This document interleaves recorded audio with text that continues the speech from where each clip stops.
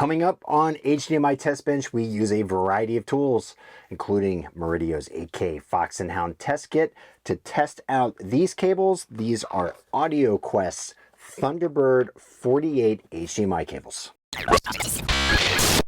How's it going, home theater fans? My name is Todd Anderson, editor at the home theater forum, avnirvana.com, and today we have two different lengths of AudioQuest's ThunderBird 48 HDMI cables back here in the workshop and on the test bench. This is the fourth installment in our AudioQuest HDMI cable review series. This time we're climbing a bit higher into the brand's ranks and spending some time with its top tier passive 48 gigabit per second model, ThunderBird. This cable series is anything but budget with its shortest 0.75 meter cable, which we have on hand, carrying a MSRP of $795, and its longest length, that's a 5 meter cable, costing a hefty $1395.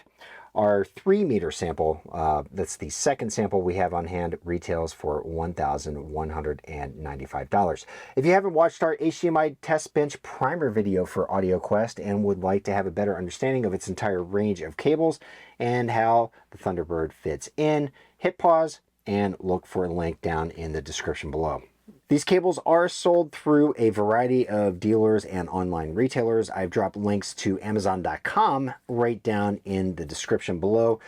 As the name ThunderBird 48 would indicate, this cable is capable of passing through 48 gigabits per second, which means that it should be able to handle all of the features in HDMI 2.1, including 8K 60 hertz video, all of the varieties of HDR that are out there, and all sorts of other features such as eARC. And falling in line with AudioQuest's reputation for quality, the ThunderBird series is totally amped up in the materials department. And pulling this direct from AudioQuest's website, it says the cable has 10% silver-plated copper conductors and drains that have been direction controlled for the most efficient dissipation of radio frequency noise. Additionally, the cable has high-loss graphene that is added to the carbon layer, sandwiched between layers of metal around the data and ER channels. There's also a global high-loss carbon layer that has been placed around all conductors. It's also worth noting that AudioQuest has given this cable series its level 5 noise dissipation rating. This is definitely a product that's built for someone that wants exotic materials and build quality. Because this is an ultra high-speed cable, you'll want to look for and scan the HDMI QR code on the box and confirm that the resulting information matches your cable. Just want to make sure you're not getting ripped off with a counterfeit item. Now, the 0.75 meter box did not have the HDMI QR code sticker on it. Probably that is a factory oversight, but the 3 meter version did, and it scanned without issue. Like other AudioQuest cables that we've reviewed, the packaging is totally on point. In fact, the artwork is probably my favorite out of them all. It's just really cool. You can see the Native American Pacific Northwest influence right there. AudioQuest does a great job on its marketing and brand promotion, and it really shows with this particular product. Internally, the cables were secured to a piece of cardboard with long wired twist ties. As I've said in other AudioQuest HDMI test bench reviews, this feels like a perfect opportunity for AudioQuest to give their customers a nice value add in the form of Velcro ties. Alas, they were not included, but I think that that's something they should consider in the future. It'd be a nice touch. Build-wise, the cables appear to be well made on the outside, and interestingly enough, the 0.75 meter cable has a braided cable cover, while the longer 3 meter cable has a PVC jacket. But both of these appear to be well made.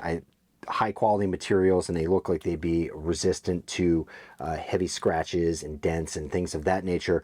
Now, like other AudioQuest cables, these are on the thicker side of things, which means they're a little bit more difficult to handle, not quite as compliant as some of the thinner cables that are out there on the market. So, this is a moment where thickness really comes into play. You'll also notice that the plug heads have directionality. It's not an active cable, but AudioQuest says all 19 conductors in the cable are directional to minimize RF noise. Like the other reviews for AudioQuest, I've dropped a link down in the description that will take you over to their website, and you can read more on that matter. Whether or not you can ultimately perceive a difference or realize performance benefits, it's really hard to say. I don't have the equipment on hand to test that kind of performance. I can tell you that both cables performed in terms of data transmission exactly the same in both directions. In terms of overall length, both cables measured exactly as specified. Let's take a peek at some physical measurements, and you can see them right there. Any measurement you see in white is shared between the two lengths, while the yellow numbers are for the smaller 0.75 meter cable, and the orange numbers are for the 3 meter cable. And as you can see, the shorter cable is actually a bit thicker with a slightly longer head than the longer 3 meter cable. And the static bend radius is quite a bit different between the two, which is due to the different jacket materials used between the two lengths. In terms of the amount of room needed to accommodate a bend in a cable between a component and a wall or vertical surface, we're suggesting that you should give yourself about 3.5 inches to keep stress off your display or component's HDMI port. Now, like I mentioned earlier, I analyzed both of these cables using Meridio's 8K Fox and Hound test kit, along with real-world tests consisting of quite a few different sources. Because this is a passive cable series, I started with a basic continuity test, and you can see there, full bank of red lights means we have shielding in place and all of the channels are terminated properly. Next, I tested each cable with the Fox and Hound cable test mode, where I asked it to confirm a 5-volt connection and 40 gigabits per second of bandwidth, and you can see there that both cables passed. Both cables also reliably handled pass-through of an 8K 60 Hz signal with HDR10 and HDCP 2.x engaged, along with all 8 channels of audio. Now, after testing it out on the bench, we went ahead with real-world tests, and the equipment used included a 4K Strato C player from Kaleidoscape, Panasonic's UB820 4K Blu-ray player, 4K versions of Apple TV, and the Roku Ultra streaming units.